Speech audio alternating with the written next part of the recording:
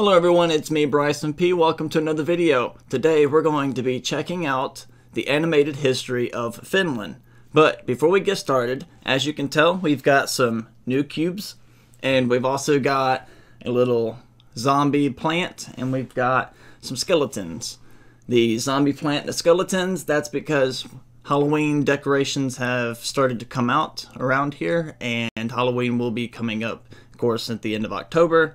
So Halloween is my favorite time of the year. It's one of my favorite times, one of my favorite seasons. And the reason being is because my birthday is in late October. So that being said, getting candy, the dressing up, the costumes, all of the fun activities, and the scary movies, it really made the whole entire month of my birthday very special. So that's why Halloween is just a big deal to me. I love Halloween, always have, always will. So I'm going to share some of that passion for Halloween and for the month of October and my birthday with you guys. So this is our little skeletons and our guy. And he goes up here. That's where he will stay, and we will watch him grow.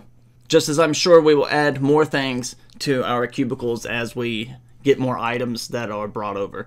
Also, we have a package coming from Finland, and it should be here soon. I can't wait to see that, open it up and try the amazing items and gifts that will arrive. Lastly, before we start this reaction, I have a special place in my heart for Finland, and the reason why is as a child and growing up and a teenager, I grew up at a time where the TV show Jackass and Viva La Bam, and all of those were big hit TV shows. That, of course, then helped me find the Dudesons. Said in my other video about Finland that I really like him and a lot of his songs, and I'm a big him fan. Growing up with that content, it really showed me places in Finland, but I still at the same time had no clue really what it was, because I wasn't paying attention to the actual place itself, more or less the entertainment value. But because of that, I've always had a interest in going to Finland and wanting to experience Finland and just go to Helsinki. You ready for Finland? Let's find out the animated history. This video is sponsored by the Great Courses Plus. Stick around to see how you can support the channel and learn more online. So you guys have heard of Finland, right? The Arctic wonderland in northern Europe bordering Russia and Sweden.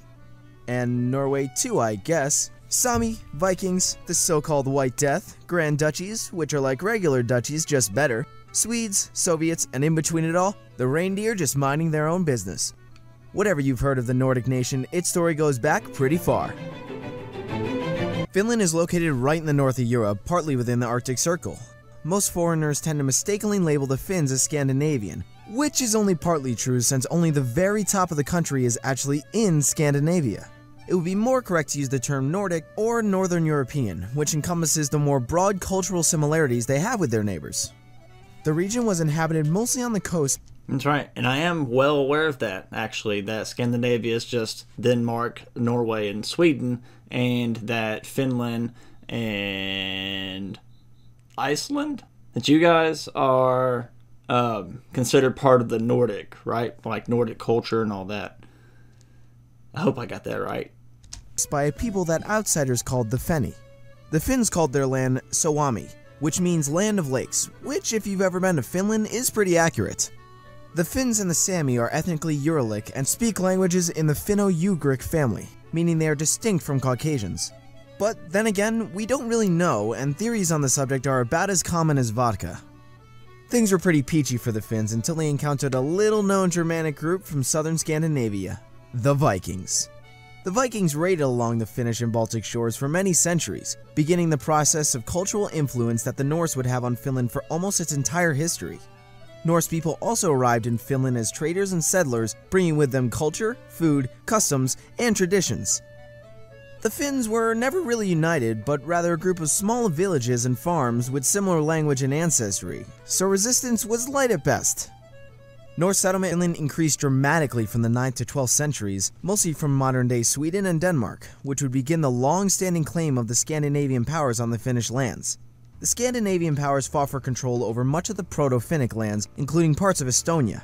To make things worse, even the Russians from Novgorod got involved from time to time. But before anyone knew what was going on, the medieval ages rolled around, and crusading was the hot new fashion. The Northern Crusades between 1150 and 1293 saw the Swedes conquer vast amounts of Finnic land, laying the foundations for the Swedish Empire. In addition to land and dominance, the expanding kingdom had a lot of symbolic significance for the Swedes, who had been struggling for many years against the Danes, their main rivals, who had a bit of a head start on the whole empire-building business. The Swedes brought with them the Swedish language and also lots of war. King Magnus Eriksson wasn't a fan of the Russians, and Finland often got caught up in the crossfire of the two nations' disputes.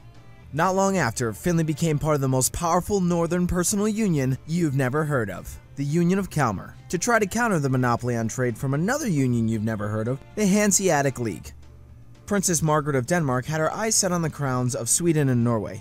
And don't get us wrong, the royal families on these three countries were pretty intertwined by this point, and they mostly spoke the same language, so uniting them wasn't exactly the most far-fetched idea.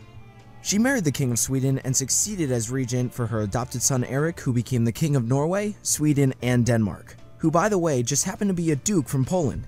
The union was signed in 1397 in the Swedish city of Kalmar, which gave the new country its name. Bonus points for creativity. Okay, so I know that I really have no reason to know all of this, but just the simple fact that that's a lot. It's just a lot that has happened. That is a lot. And we're only in 1397 to 1523. The Union was plagued by internal struggles and fighting with the Danes and Russians, much of the time in the Finnish mainland. The Livonian Wars of the 1500s was a turbulent time for Finland. Four major powers warred for control over more land, resulting in a large territorial expansion into northern Finland.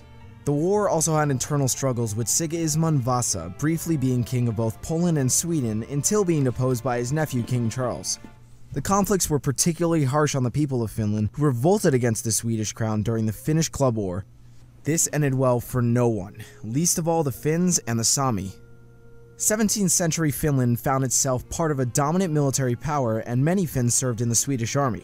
The 1600s were pretty big in a religious war, and Sweden, devout Lutherans since 1527, couldn't help but get involved.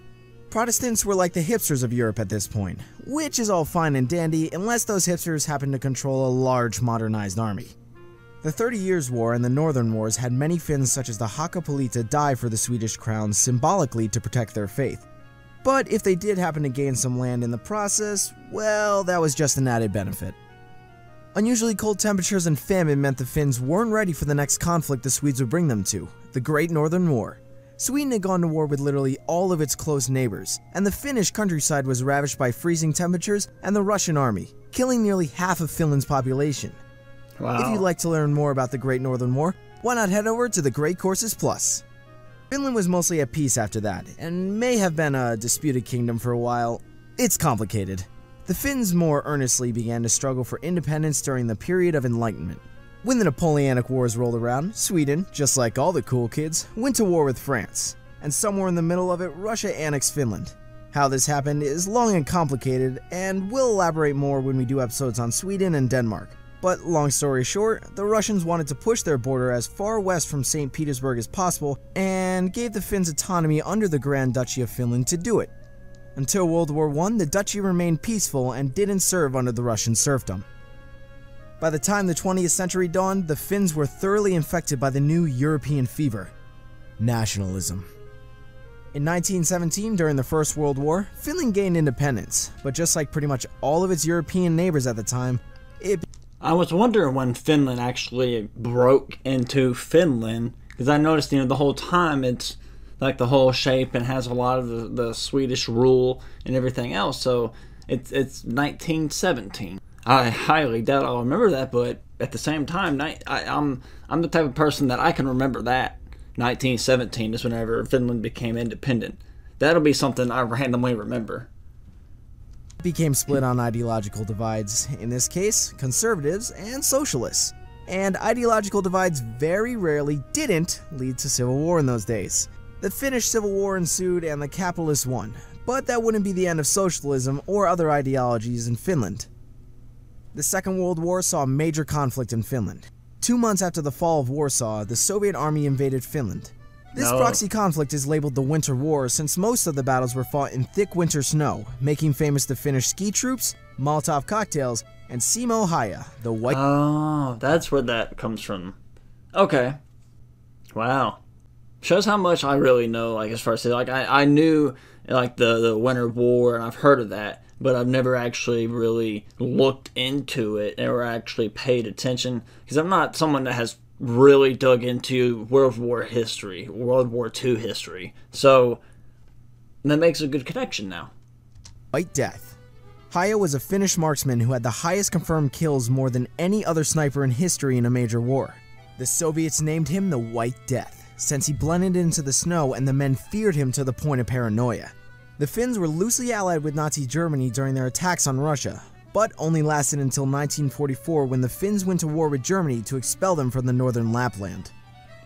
Harsh war reparations were imposed on Finland in the post-war period by the USSR. However, this had a modernizing effect on the nation. They were largely optimistic after the war, having successfully defended their nation. Nationalism was high, and they remained free from absorption into the USSR, rather remaining a close trade ally, while strengthening its ties to Scandinavia as well. They were completely neutral during the Cold War and cooperated mostly with both sides. In 1952, they entered into the Nordic Union, with abrogations of passports, immigration, social welfare, and trade tariffs. Finland also shaped herself into the modern socialist welfare state it is today, with a government not unlike Sweden or Denmark. They joined the European Union in 1995 with... Not unlike Sweden or Denmark. Not unlike. If it's not unlike, then that would mean it's the same, right? If it was unlike, if it had a system unlike Denmark and Sweden, then that would mean that it was a system completely separate and different. But his words were not unlike, correct? Government not unlike Sweden or Denmark. They joined the European Union in 1995 with Sweden and Austria, and 4 years later adopted the euro as their currency. The facilitation in trade and immigration boosted the economy and tourism. The economy is based on manufacturing, service delivery... Okay, so they say that Finland accepts the euro. And now, I've seen the comments in the video about whenever I got the €5, and then I got actually the two €5 bills.